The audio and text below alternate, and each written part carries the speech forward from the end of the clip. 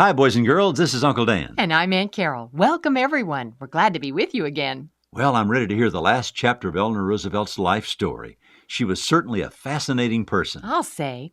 You know, after she became First Lady of the United States, Eleanor continued to be Franklin's surrogate, traveling where he couldn't, representing him, being his eyes and ears, so to speak. In fact, during their first year in the White House, she traveled 40,000 miles. I understand that many of those miles were traveled by air, even though airplane travel was still new. Mm-hmm. I think I recall reading that she was given a new nickname about that time. That's right. People began to call her Eleanor Everywhere. One day, the Washington Post newspaper even printed a joke headline about her. In big banner letters, it read, Mrs. Roosevelt spends night at White House. That was news. Do you think all this teasing bothered her? No way, not Eleanor. She just laughed and went on about her business. Soon she became well known not only here in the United States, but all over the globe. Many people hated her, but most loved and admired her. She soon became a leader in her own right. That's why I call this chapter, The First Lady of the World.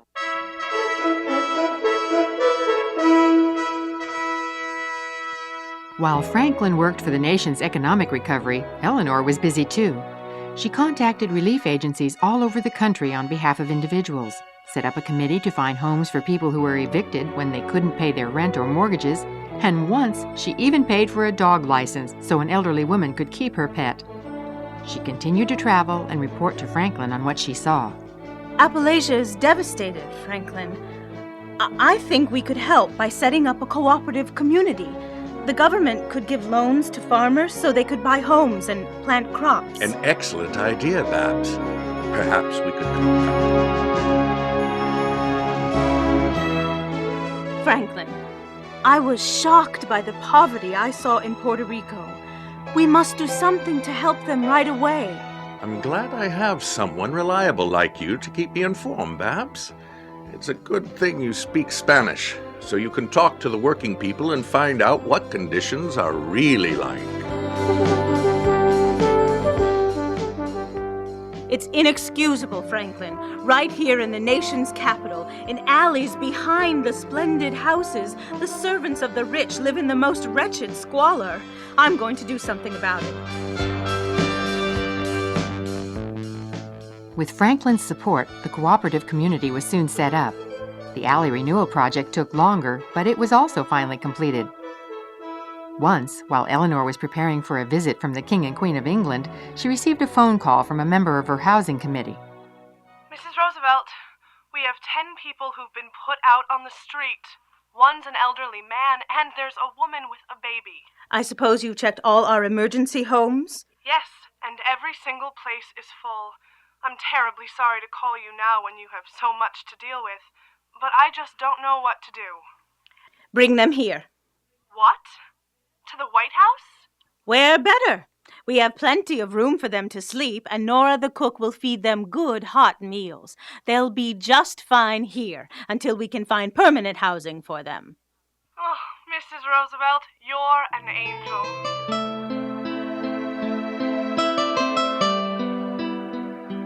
By this time, Eleanor was writing a newspaper column she called My Day, as well as numerous magazine articles. She also answered many letters every day and lectured frequently, once giving 14 speeches in a single day. And through it all, she continued her constant traveling, serving as her husband's eyes and ears.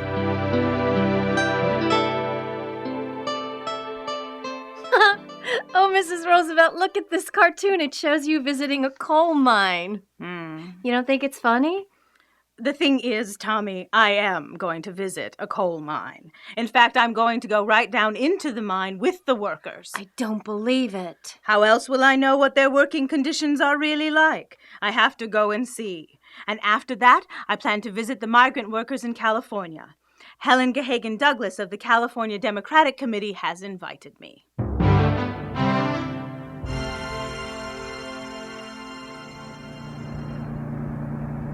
Mrs. Douglas, California is beautiful. These fields look very productive. Yes, Mrs. Roosevelt, but the living conditions of the migrant workers is anything but beautiful. We need more of the government farm camps. I understand tens of thousands of uprooted people have come to California looking for work. And they need everything. Food, clothes, medicine, work, a place to live. I feel especially bad for the children. They're pitiful. What are those strange-looking buildings up ahead? Those are migrant shacks, made of tar paper, a few boards, and some flattened tin cans. I see some of the men working in the fields. Let's stop and talk to them.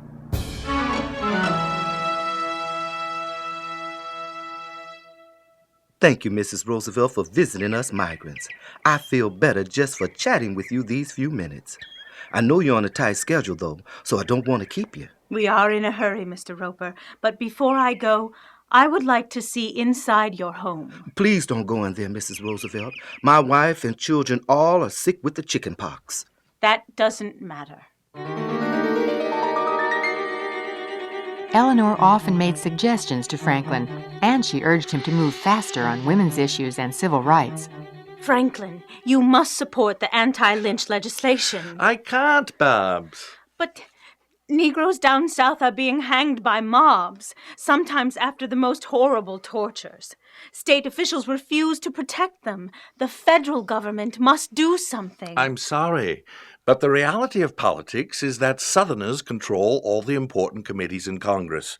And if I come out in favor of anti-lynching laws right now, they'll block every piece of legislation I propose to save the country from the Depression. Well, I'm not going to give up. The trouble is, you want to go straight to your goal. But in politics, you sometimes have to go all the way around the woods. Why don't you get Aubrey Williams to work with you? Isn't he a Southerner? Yes, he is. And he supports all you're doing for the colored people. He also knows a lot of other Southerners who have the same idea. I'll certainly contact him then. Southerners can say things in the South that Northerners would be resented for. Now you're thinking, Babby. And I've already called a meeting on January 26th here at the White House with Negro leaders so we can discuss racial problems openly. Walter White, head of the NAACP, will be among those coming. You won't let up on me, will you?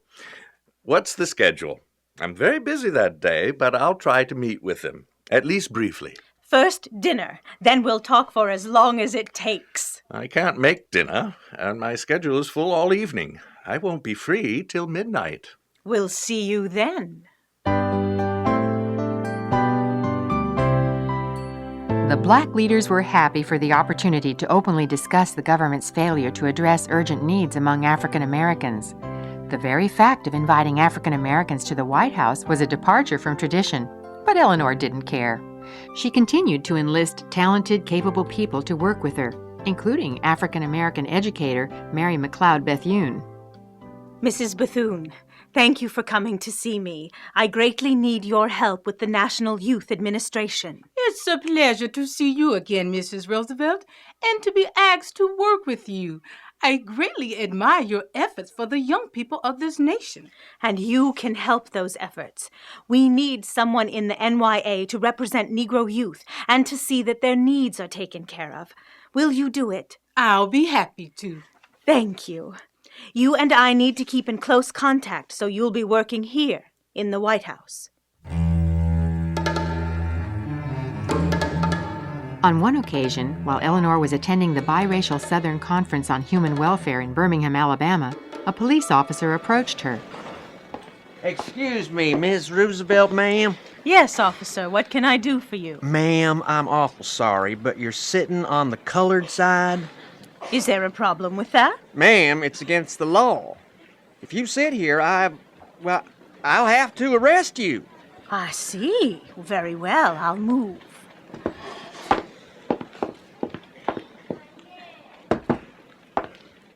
Ma'am, now you're sitting in the aisle smack between the coloreds and the whites. Is there a law against sitting in the aisle?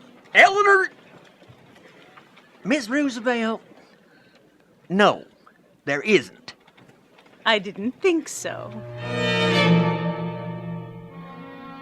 One day, Eleanor received news that disturbed her greatly. Mrs. Roosevelt, have you heard the news about Marian Anderson? The celebrated colored singer? What a wonderful voice she has. I greatly enjoyed her visit to the White House. Oh, Nothing has happened to her voice, has it? She's supposed to sing in Constitution Hall this month. It's not her voice. It's the DAR. The Daughters of the American Revolution? I'm a member. What have they done? Constitution Hall is the only place in Washington with enough seats for Miss Anderson's concert, and the DAR won't let her sing there. They said they won't let any colored entertainer sing there. Tommy! You called me, Mrs. Roosevelt?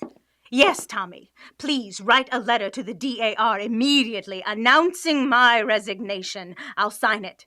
Did you know they refused to allow Marian Anderson to sing there? No, I hadn't heard that. Resigning only expresses my opinion. I want to do something to help. Perhaps if the concert could be held somewhere outside. What a wonderful idea, Mary. Let's arrange a concert on the steps of the Lincoln Memorial. The perfect place. And thousands more people can attend. And check my social schedule, Tommy. As soon as possible, I'll invite Miss Anderson to sing at the White House again. Both concerts were a huge success. Because Eleanor had African American guests, fought for equal opportunity, and allowed pictures to be taken of herself with African Americans, many people hated her.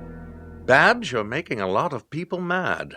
They're spreading all sorts of rumors about you, and this newspaper calls you all sorts of names.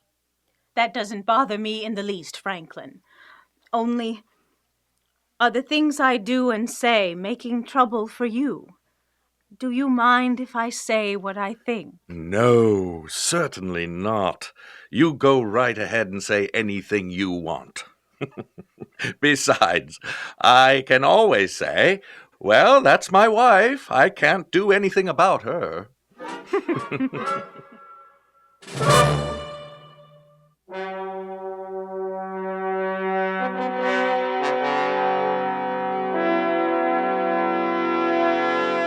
In 1940, Franklin was elected for an unprecedented third term. Europe was at war. The Nazis at this point were letting Jews emigrate, but the United States was slow in approving visas. Franklin, please do something. There's a ship full of Jewish refugees from France waiting in Norfolk, Virginia. They weren't allowed to land in New York because officials said they didn't have American visas. Well, the law does require Franklin, your own advisory committee sent the names of 567 people to the State Department, and they had all the necessary documents, but they can't get visas. You know what's going on. Now, Babs, don't start. Breckenridge Long is deliberately holding up the visas, piling on ridiculous requirements and setting up obstacles. He shouldn't be in charge of refugee affairs. The man's a fascist. I've told you mustn't say that. Maybe I shouldn't say it, but it's true. Now what are you going to do? All right. I'll send Patrick Malin down to Norfolk to see what he can do to secure visas for the refugees. All the people on the ship were granted visas, and Eleanor continued to work for refugees. She also served in the Office of Civilian Defense. When Pearl Harbor was bombed on December 7, 1941, she immediately boarded a plane for the West Coast to inspect defenses there. Everywhere she went, reporters followed, hungry for stories and pictures. Mrs. Roosevelt, will you pose for a picture with some of these Washington farmers who have come out to see you? Certainly. Mr. Harada, would your family and neighbors stand with me for a picture? Ah, yes, certainly, Mrs. Roosevelt. It would be a great honor for us. I will go tell them right now. You can't be serious. They're a bunch of dirty Japs. They're probably spies. You may quote me on this. There is a chance now for great hysteria against minorities. I think we have an obligation to prove that in a time of stress we can still live up to our beliefs and maintain the civil liberties we have established as the rights of human beings everywhere. Needless to say, when Japanese Americans were sent to internment camps, Eleanor protested strongly. She continued to travel, inspecting a military shipyard in Portland, Maine, a women's training camp in Des Moines, Iowa, and many other places Franklin needed to know about. To learn how the British organized women in the Army, she and Tommy flew to England in 1942. Why, look, Tommy. There's a crowd of people waiting, with a band playing and a red carpet rolled out. There must be someone important on this plane. What's so funny? Mrs. Roosevelt, you're the important person. Oh my. Let's get our bags together. We have a big state dinner to attend tonight with Sir Anthony Eden, the foreign minister.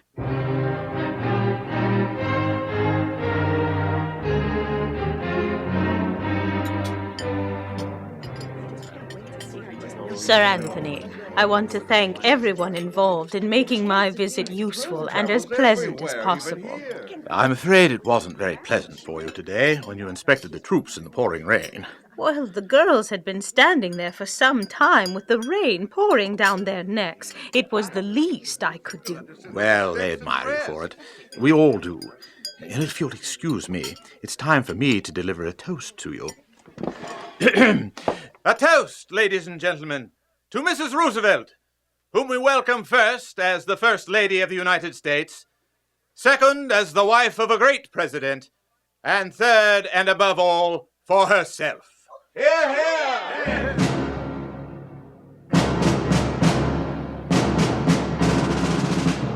In 1943, Franklin asked Eleanor to make the most dangerous trip of all. Babs, Australia and New Zealand need our attention. They're so far away, they've been neglected. I agree, Franklin. Both those countries are exposed to attack. The people must be under constant strain and anxiety. Exactly. So, I'd like you to make a goodwill trip to the Pacific. All right. Since you'll be traveling on a military plane, I don't think you should keep any money you make from writing your column while on the trip. I see your point. There'll be enough complaint about my making the trip. I'll tell you what. I'll arrange for half the money to go to the American Friends Service Committee and half to the Red Cross. How's that? Excellent. And I want to visit Guadalcanal. Guadalcanal? That's the site of the worst fighting in the Pacific. The island is being shelled day and night. Thousands of our boys are there. I want to check on them and see how they are. Well, I'll send a note to Admiral Halsey that you want to go, but I'm leaving it up to his discretion.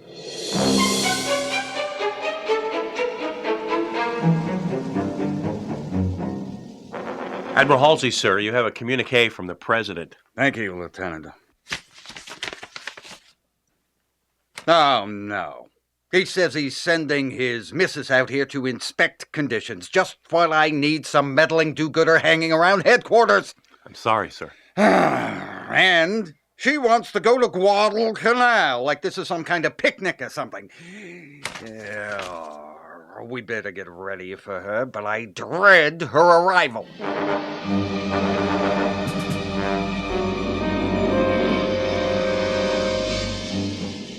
Mrs. Roosevelt, what are your plans while you're here? What do you think I should do, Admiral? Mrs. Roosevelt, I've been married for 30 years, and if I've learned one thing, it's never to try and make up a woman's mind for her.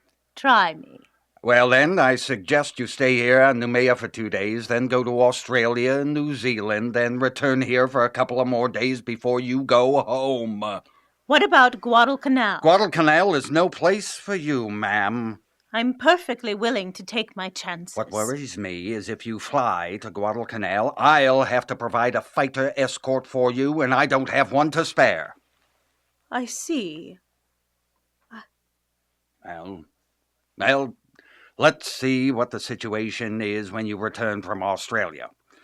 But what will you do for the next 2 days tomorrow morning? Breakfast in the officers' mess to start, of course, and then we'll take it to... If it's all right with you, Admiral, I'd like to eat with the enlisted men. But they eat at 6 o'clock in the morning. Fine. And then I'd like to see the hospitals.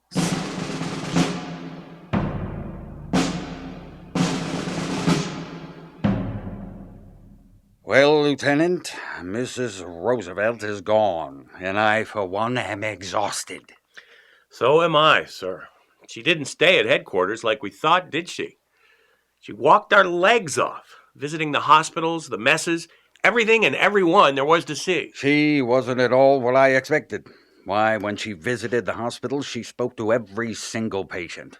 What's your name? How do you feel? Is there anything you need? Can I take a message home for you? Yes, sir. She spoke to them just like a mother. And she wrote down all their messages, too. I'll never forget the looks on the faces of the injured men when she leaned over them. Especially the boy who was unable to speak or to hear or to see her. She just leaned over and kissed him. And you know what? His condition has been improving ever since. I hear the Australians and New Zealanders loved her, too. Oh, she charmed them all. She even rubbed noses with her Maori guide. What a woman! Are you glad you let her go to Guadalcanal? Ha! Best decision I ever made. Those boys ate her up. They were happier to see her than the beautiful Hollywood stars who came to entertain them. The strangest thing to me is the Japanese never bombed the island once during the 12 hours she was there. I'm ashamed of my surliness when she first came. From now on, I'm her biggest supporter. On April 12, 1945, shortly after beginning his fourth term as president, Franklin died suddenly. Eleanor summoned Vice President Harry Truman to the White House. You sent for me, Mrs. Roosevelt? Harry, the president is dead. Is there anything I can do for you? No, Mr. President. Is there anything we can do for you? For you are the one in trouble now. Eleanor thought her public life was at an end. "The story's over," she said to a newswoman who waited outside her New York apartment. But in 1945, the war ended, and that December, President Truman had a new job for her. Mrs. Roosevelt, as you know, the United Nations will hold its first General Assembly meeting next month in London. Yes, Mr. President, and I'm very glad of it. I consider the United Nations to be my husband's greatest legacy to the world. Then I hope you'll be willing to go as a delegate. Oh, no.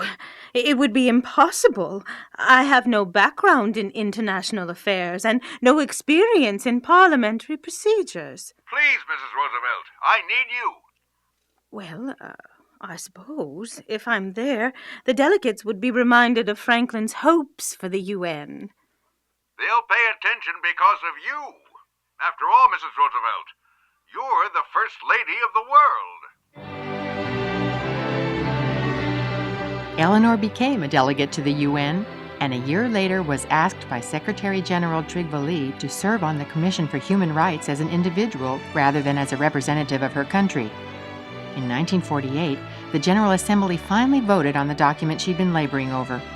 With Eleanor was Dr. Charles Malik, Lebanese ambassador to Washington, who would succeed her as chair of the Human Rights Commission. Yugoslavia! Yugoslavia abstains. The final vote is 48 for, none against, 2 absent, and 8 abstentions. The Universal Declaration of Human Rights has passed! We've done it, Dr. Malik. Yes, Mrs. Roosevelt, and it's mostly due to your efforts of the last 2 years. Oh, no. I just helped you intellectuals put the document in words an ordinary person can understand. You blocked the Soviet filibusters for one thing. I'll never forget the look on Dr. Pavlov's face when you'd bang the gavel just as he paused for breath. Well, he did tend to go on and on when he wasn't happy with the way things were going. And you put Andrei Vyshinsky in his place many times. But I think the bravest thing you did was to hold those tea parties and invite the Soviets. Your countrymen claimed you were soft on communism. Well, we had the last laugh. We got more done at those tea parties than in the regular sessions. Oh, look, the Assembly President is about to speak again. We all know that the success of the Declaration of Human Rights is mostly the result of one person's efforts. And I would like at this point to say, thank you, Mrs. Eleanor Roosevelt! Hear, hear! Mrs. Roosevelt!